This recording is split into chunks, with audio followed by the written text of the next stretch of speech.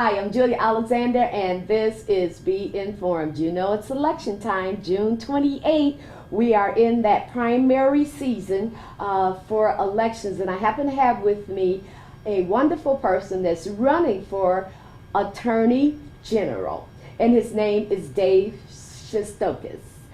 Did I have that right? Excellent, excellent. Nice job, okay, Julia. and so we're going to talk with Dave, and we're going to find out all about his run. My platform is 5 W's: who, what, when, where, and why. And once we complete that, they will know everything about Dave Shestokas and why you are running for Attorney General. So, hi, Dave. How are you? I'm terrific, Julia, and Okay. it's interesting that you should do the who, what, where, when, and why, because Yes. that's how my mother taught me to write things for school, and whether it was a report or otherwise, she said, ask these 5 questions. Yes. And so Yes. that's something my mom taught me all the way back in 2nd or 3rd grade. Absolutely, and it works in life. Yes, ma'am. It actually does work all through life. So we're going to start off with who? Who are you, Dave? Well, I am an attorney, which is Okay. convenient if you want to be Attorney General. Okay. You know, that's Okay. but more than that, I'm also a grandpa. You know, and Okay. I've been around for a Wow. while. I'm a former assistant state's attorney in Cook County, and then former library board member of the Lamont Public Library. We built a new library in Lamont. I currently live in Orland Park, and I went to school at Bradley University in Peoria, and then I went to law school at the John Marshall Law School Okay. in Chicago, and grew up in the family beer business. Actually, Wow. I actually delivered my first case of beer when I was 5 years old. No kidding. Yeah, absolutely. These days they would call that child abuse, but but for me it was a great time to spend with my dad on the Yeah, weekends. absolutely. Yes, You know? absolutely. And so, what are you doing? What are you doing? Why are we here? We're here because the Illinois Attorney General is supposed to represent the people of the state of Illinois. There's kind of a misunderstanding what the job is.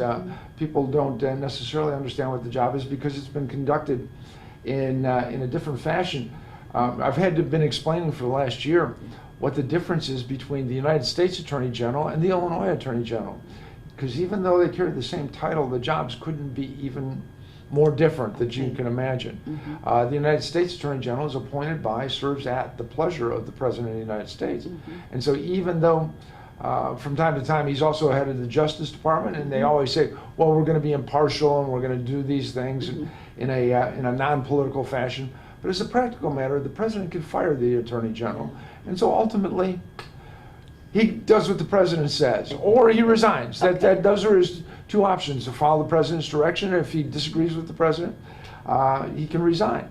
Okay. The Illinois Attorney General is a completely different job, even though it holds the same title. The Illinois Attorney General is created by the Illinois Constitution, and there's something called the Illinois Attorney General Act that has 15 duties in the Act. But the first duty of the Illinois Attorney General is to represent the people Yes. of the state of Illinois.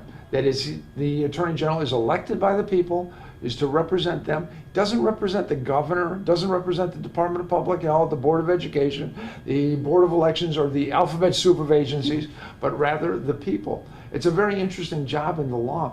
There's usually lawyers are supposed to zealously advocate for their client. Okay. In this instance, I've had the privilege and the honor before as an assistant state's attorney in Cook County to get up in the morning and go before the judge and say, hey, good morning, Your Honor. David Shestokas on behalf of the people of the state of Illinois. And I understood then when we were doing criminal prosecutions back when they used to do those things. I also understood that the guy to my right who was accused of a crime was also a member of the people. Okay. He was one of the people. So, and the people behind me that were victims of crimes, they were one of the people. So you have those kinds of jobs are rare in the law, because your job there is to justice. You know, you have a special job to justice. And I have that kind of experience doing more than 400 felony prosecutions and more than 10,000 misdemeanors. And so Yeah, you have some experience under Yes, your belt ma'am. here. Yes, You ma'am. have some experience. Well, I see. Okay, so where exactly are you doing this? Are you doing it in Chicago, Joliet? Where are you doing this at? Well, when I was a prosecutor, I was a Cook County prosecutor, and I spent most of my time in the office in Bridgeview. Okay. But right now, this is the office of the Attorney General for the state of Illinois. So it runs down all the way down to Metropolis and Cairo down at the south, and all the way up to Lake Zurich and Wow. whatnot in Yeah. the north, out to Macomb in western Illinois, out in Rock Island County, out that direction, and everywhere to the east. You know, Awesome, awesome. So when's this taking place? the election itself is Yes. June the 28th. Is when the primary is going on, and I have there's two other opponents, two other folks that are running in the primary, two other guys, and I just might mention that we're gonna. I think we'll probably talk about that, as I mentioned to you before we came on. The slogan for the campaign is "Make crime illegal again," Absolutely. and there's reasons behind that, and the other fellows, despite them both being lawyers, have the next time either of them prosecute a criminal case will be their first time. They have no experience in criminal prosecutions whatsoever, and these days there are a lot of problems with crime throughout the state, some of which are related to the fact that some of the prosecutors do not prosecute criminals in the fashion that achieves justice. Yes. You know, Okay. it's a Yeah. two-way street, and so Yes. we're looking to do that, and there's reasons that I think we'll have an opportunity to talk about. Okay, Dave, explain to my listening audience, you are running for the primary. Explain to them what that primary is and versus the general election. Sure. This year, typically Illinois primaries are in March, Okay. but this year, because of COVID and other kinds of problematic issues and problems with people getting signatures to be on the ballot, they moved the primary to June, and it's in June 28th. And a primary election is when people get nominated by political parties to be on the ballot in November for the general election. Okay. And at this point in time, I'm running to be the Republican nominee for the November primary election. And you're running against two other Republicans. Yes, right? ma'am. That's Okay. right. At this point in Okay. time, there's two other Republicans Right. that are on that ballot.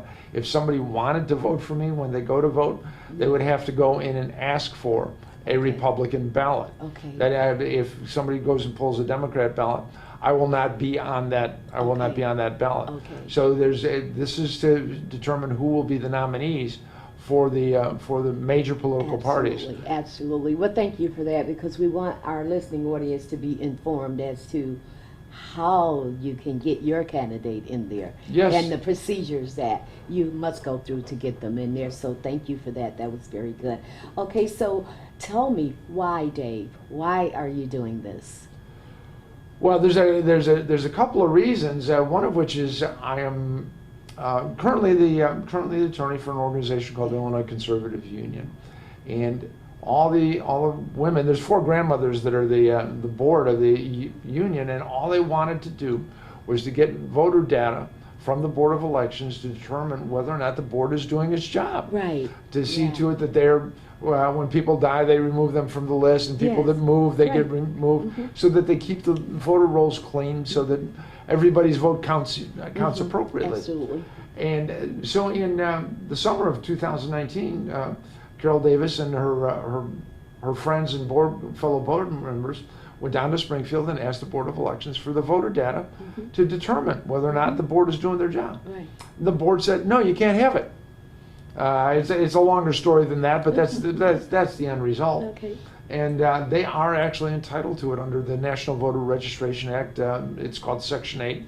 Public knowledge. Yeah. Okay. Yeah. Okay. Yeah. They're entitled to. It is a federal law that says Yeah. they're entitled to it, and this federal law has already been decided in what amounts to the favor of my clients. It's already been decided in 12 other states. It's not like a new law, and so the Board of Elections currently is represented by the Illinois Attorney General's office And essentially, we have a stack of legal papers that are about knee high that says obey the law, right? Yes, When you yes, get done, when you yes. get done with it, it's obey the law. Yes. And then we've got a stack of papers on the other side. This side that says we don't have to. Yeah. know? Right. Yeah. Well, how do you balance that out, Dave? They have to. Okay. They have to. But the Yes. fact is that's what's so sad, Julie, about this particular circumstances. You have the Attorney General of the state of Illinois, who's representing the Board of Elections, telling citizens of the state of Illinois that their government does not have to follow the law. Okay.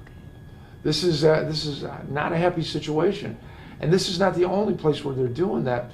During the course of the pandemic, the Illinois Attorney General's office took a half a dozen churches all the way to the United States Supreme Court, arguing that churches are non-essential, that they can shut down churches if they want to, and of course that's not true. It was never true. There's a variety of other cases that are where the citizens of the state are actually asking just to vindicate rights they have either in statutory law or constitutional law, and the Illinois Attorney General is fighting against the citizens on behalf of the government. And this is a problem because as we go back to the beginning, the Attorney General is actually elected by the people. Okay. Let me ask you this. You point out a few issues there. What is the most immediate need if you were to obtain that seat?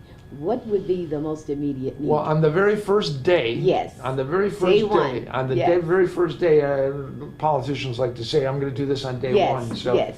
I picked that up someplace. Yeah. No, we're not going to say what you're going to do. I'm just want you to recognize the need. No.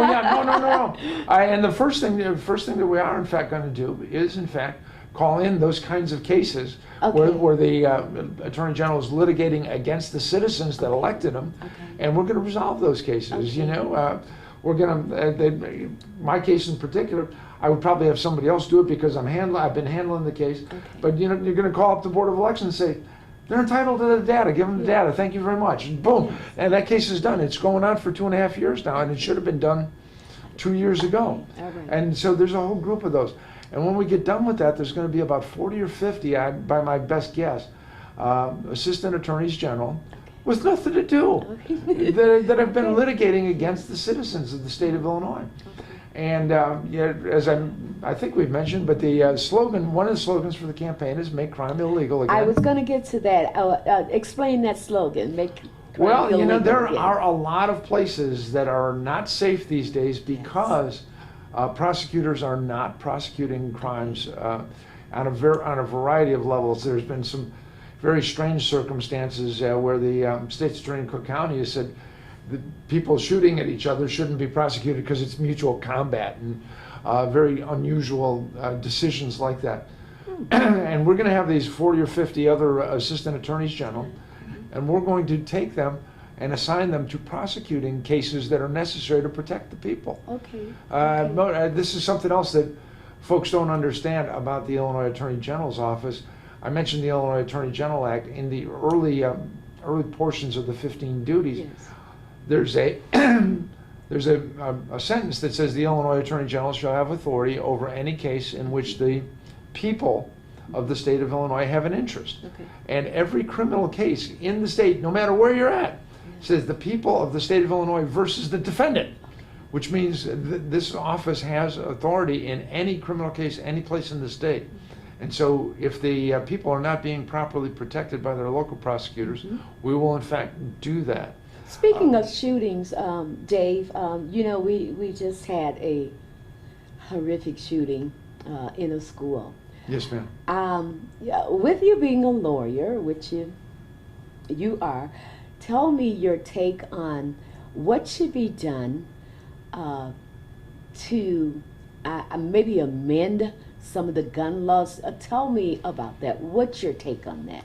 In the first instance, I don't think we have enough information about Texas. In this moment to make a decision about that. I'm not even speaking just about Texas, but it's been going on quite a bit. And with young people under the age of 21, I guess my take is that you can go to the Army at what, 17, 18 years Yes, ma'am. old. You can't buy alcohol until you're 21. You can't, get in nightclubs until you're 21. There has to be a balance there, because in some instances you're a grown up and then in others you aren't. But a 17-year-old anywhere, it doesn't matter who they are, should not be able to get a weapon of that sort. I know that I don't know exactly what can be done about it or how we can approach it. I don't know exactly myself, Yes. but it's obviously that Texas is the jumping off point for this matter at the Yeah. moment. And there's been some folks I know that are professionals in the arms industry, if you will, in the gun Yes. industry, Yes. that commented that this 17-year-old individual, the weapons that he used were somewhere in the range of a $7,000 or $8,000 purchase. Wow. These weapons were about $7,000 or $8,000, and apparently he drove a very expensive car, and he apparently worked as a fast food fast food joint for minimum wage. So there's some unusual things about the Texas circumstance that we do not know regarding the acquisition of the weapons. Regarding the acquisition of the vehicle that was used that crashed before that, and certainly we don't know about what happened between he and his grandmother. So it's very, very difficult. Some of these situations are difficult. What we did know that same weekend that a few people have paid too much attention to is that poor guy that got shot on the subway in New York. Really? Wow. He was just riding a brunch on a Sunday afternoon, and a fella came up and popped him and killed him. Wow. Right in the subway. And Well, I've not even heard of that one. Yeah, but strangely enough, this was also a relatively young person who had been arrested 19 times and had 3 pending criminal cases out, and he was out and about and killed somebody at random. These are some of these things when we talk about making crime illegal again. Failure to enforce the laws that we have on the books for people that may very well be violent people are problematic, from what I understand. So you're saying fairly enforce the laws. So you think that the laws don't have to be changed; they just have to be reinforced. I would suggest that that's largely that's true of Yes. so many things that we have. We're talking about the election law that they're not enforcing the law as it stands. I've been doing any number of other interviews, and people said, well, what can you do to as Attorney General to inhibit government overreach, government extending their power greater than that? And the answer to that is enforce the law. We'll date back to Mr. Pritzker and March of 2020. There's something called the Illinois Emergency Management Act, and the Illinois Emergency Management Act gives the governor extraordinary authority in a disaster circumstance for 30 days. Within that 30 days, he has to go to the legislature and have the legislature participate in how to deal with this particular crisis. The current Attorney General just wrote a new opinion that says, oh no, Mr. Pritzker, all you have to do is issue consecutive orders every 30 days. That is not the law. And so Mr. Pritzker and Mr. Raoul, who's the current Attorney General, simply did not obey the law. And that's why, whatever you think about whether the governor's policies or approach to managing the pandemic situation was good or bad, what he did was illegal. We're not supposed to have one-man rule. He should have had the participation of the legislature. Our other elected representatives should have been part and parcel of how they dealt with these matters. In which case, there's a fair probability that a majority of the legislature would not have thought that churches are non-essential. So I hear you saying once you become the Attorney General, you were definitely enforce the rules that are already there and the laws that are already there. Is that what you're saying, Dave? Yes, ma'am. Yes, ma'am. That's exactly correct, and that's the problem for so much. In so many circumstances, the laws are just fine. We just don't enforce them. Yeah. How passionate are you to do this? How passionate are you? Well, when it comes to matters of the Constitution and those protections for our rights, and we date back to the Declaration of Independence, this is not something new for me. I've written 2 books. Oh, okay. I've written one book about the Constitution called Constitutional Soundbites. I've written, when I got done with that one, it was about the Constitution, but I found that I had 140 references to the Declaration of Independence, so I wrote another book about the Declaration of Independence. All right, Dave has 2 books out, you guys. Tell them once again those books. Constitutional Soundbites is the one about the Constitution. Okay.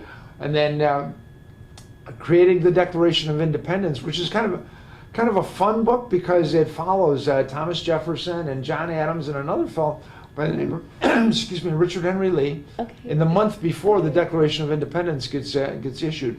So these kinds of things about restraining the government and letting people live their lives in liberty and enforcing the law, not just against the people, but force the law against the government as well, Okay. has been a passion of mine for a long time. Okay, all right.